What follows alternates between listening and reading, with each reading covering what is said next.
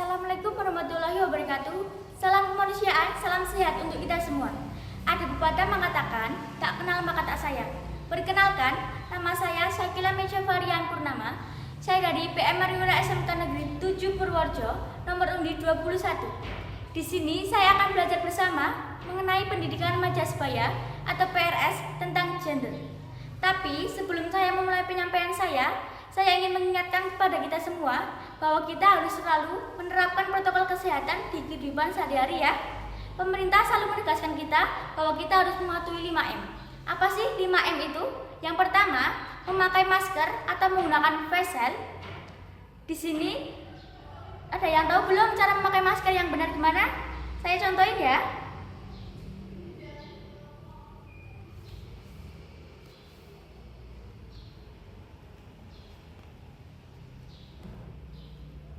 Memakai masker yang benar, pastikan masker menutupi hidung, mulut, sampai dagu ya. Selanjutnya, mencuci tangan atau menggunakan hand sanitizer. Jangan lupa menggunakan hand sanitizer-nya di kedua tangan kita ya.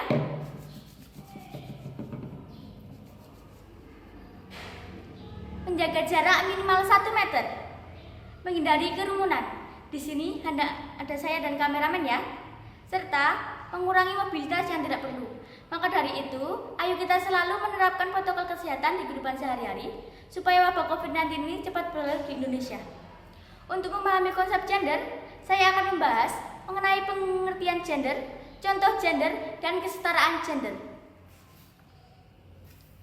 Yang pertama, saya menggunakan alat peraga.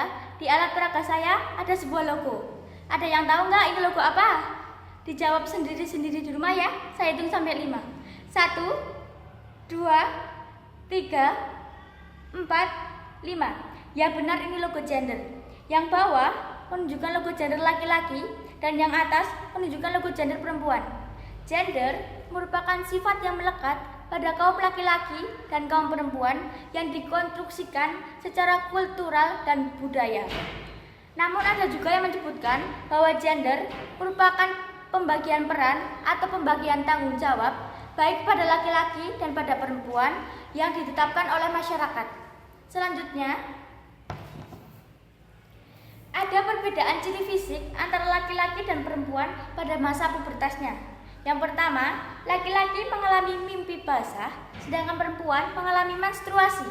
Dan yang kedua, tumbuh jakun pada leher laki-laki, sedangkan pada perempuan mengalami tumbuh pada payudaranya.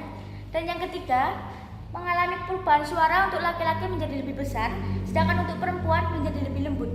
Dan yang keempat, terjadi pembesaran dada menjadi lebih bidang untuk laki-laki, sedangkan untuk perempuan terjadi pelebaran pinggul. Selanjutnya, ada perbedaan sifat antara laki-laki dan perempuan. Laki-laki memiliki sifat maskulin, sedangkan perempuan memiliki sifat yang feminim. Laki-laki memiliki sifat rasional, sedangkan perempuan memiliki sifat yang fleksibel. Laki-laki memiliki sifat tegas, sedangkan perempuan memiliki sifat yang lembut. Padahal perbedaan tersebut tidak mendominan adanya terjadi jenis kelamin laki-laki atau perempuan. Artinya apa sih? Artinya, laki-laki bisa memiliki sifat feminim dan lembut, sedangkan perempuan bisa memiliki sifat maskulin dan tegas.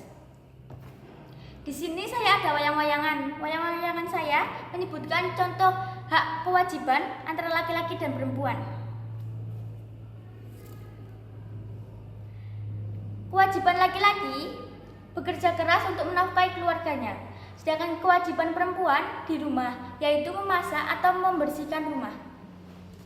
Dan kita lanjut yang terakhir, ada kesetaraan gender. Di sini ada logo kesetaraan gender, bisa lihat sendiri di rumah ya.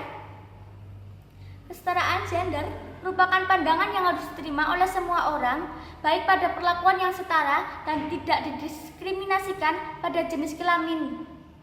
Contohnya laki-laki atau perempuan. Berikut ada contoh-contoh kesetaraan gender. Contoh kesetaraan gender, laki-laki bekerja, sedangkan perempuan juga mempunyai hak membantu keuangan keluarganya untuk bekerja. Jadi dapat disimpulkan bahwa gender merupakan sifat dan ciri fisik, serta kita harus menyetarakan antara laki-laki dan perempuan di berbagai bidang ya. contohnya bidang pendidikan dan bidang pekerjaan. Nah, teman-teman harus janji pada diri kalian sendiri bahwa kita tidak boleh membeda-bedakan antara perempuan dan laki-laki ya. Apakah teman-teman bisa janji? Terima kasih. Tapi sebelum saya mulai mengakhiri penyampaian saya ingin mengingatkan kembali bahwa kita harus selalu menerapkan protokol kesehatan di kehidupan sehari-hari supaya wabah COVID-19 ini cepat berlalu di Indonesia dan kita bisa beraktivitas normal seperti biasanya lagi. Demikian yang dapat saya sampaikan, ada kurangnya mohon dimaafkan. Wabillahi taufiq wal hidayah. Wassalamualaikum warahmatullahi wabarakatuh.